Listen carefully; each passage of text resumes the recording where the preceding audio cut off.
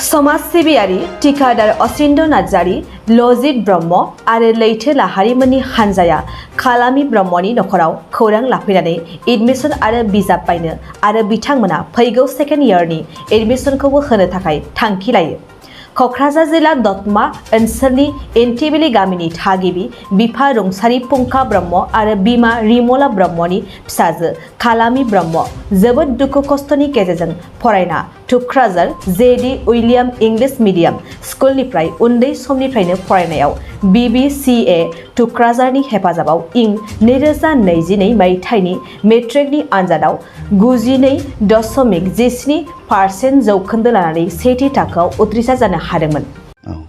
दा जों बे खौरांखौ बडलेण्ड बुब्लिनिफ्राय मोननाय जादों जे सासे जोंना बिनानावा एडमिशन खालामनो हायाखै होननानै खौरांजों मिथिहोदों। दा जों बेखौ खोनानानै जों फैनाय जादों आरो बेवहाय जों एडमिशनखौ गभर्नमेन्टआव लायो ना प्राइभेटआव लायो आरो बेजों लोगोसे लेखा बे मोननैखौ जों होलांनो सानदों आरो दा बिनानावसिम आवगोलनिफ्राय खालामबोगासिनो दङ। थारमाने मा जाहैबाय जोंहा सासे बिदा दङ आरो सासे फंबाय दङ, बिसोर चिरां डिस्ट्रिक्टनि थिकादार समाज सिबियारि, सासेया जाहैबाय असिन्त नार्जारि ओमफ्राय सासेया जाहैबाय लजित ब्रह्म। दा बिसोरनि बिथोन बादियै जों बेवहाय किसुमान जिनिसखौ नायनानैहाय जों बिसोर थिनहरनाय बायदि जों फैयो आरो जों बिसोर माने समाज सिबियारि बहुद माबाखौ बिसोर हेल्प होबोदों, गोदोनिफ्राय होबोदों आरो बिसोरो जे बयबो बिदि बिनानाव बै जाय मानसिया माने एडमिशन खालामनो हायाखै बेखौ खोनालायनानैहाय बयबो फैनानैहाय हेफाजाब होलायो। आं बेखौ बयखौबो रायजो राजाखौनो खावलायगोन, माने जोंनि बे मादैखौबो आं बुंगोन जे इसिबां खस्थ' हाजिरा मावनानैबाबो गावनि फिसाजोखौ इसिबां मोजां फोरोंलांनो हादों बा गियान होनो हादों, आं मादैनियावबो साबायखर होयो। आरो इयुनावहाय जा नांगौ जागोन उनावहाय जों बेखौबो खौरां लायै जों होनो सेस्था लागोन आरो इयुनावबो हेफाजाब होबाय थागोन आरो औ जों खोनायोबा जों एसे एनैखौ जों हेल्प होगोन आरो उनावहाय। गोबां गोजोननाय मोन्दों बिथाङा जोंखौ बेबायदि खना खनला जायगाबाबो मिथिनानै बेबायदि अनफैनायखौ गोबां बुंस'नो हाया आरो गोजोननायानो मोजां मोननायानो।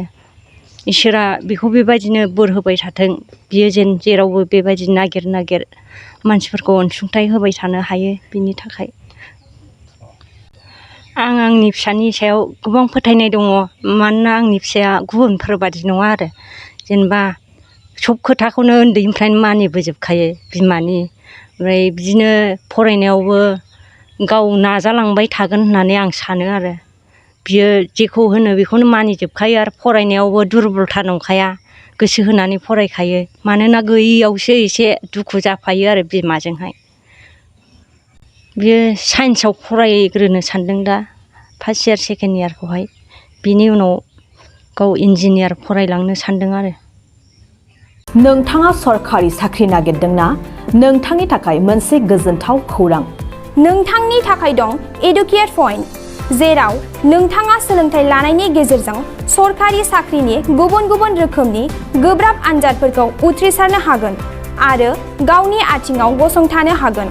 बे एडुकेट पइन्टआव नोंथांमोना SSC, bank PO, bank clerk, bank SO, UPSC, FSC, defence, railway, state insurance, AAO, ADO एसिस्टेन्टजों लोगोसे स्टेट लेभेल जब आरो माखासे सरखारि साख्रिनि आनजादाव गोनांथि जानाय आयदाफोराव सोलोंथाइ लानो हागोन।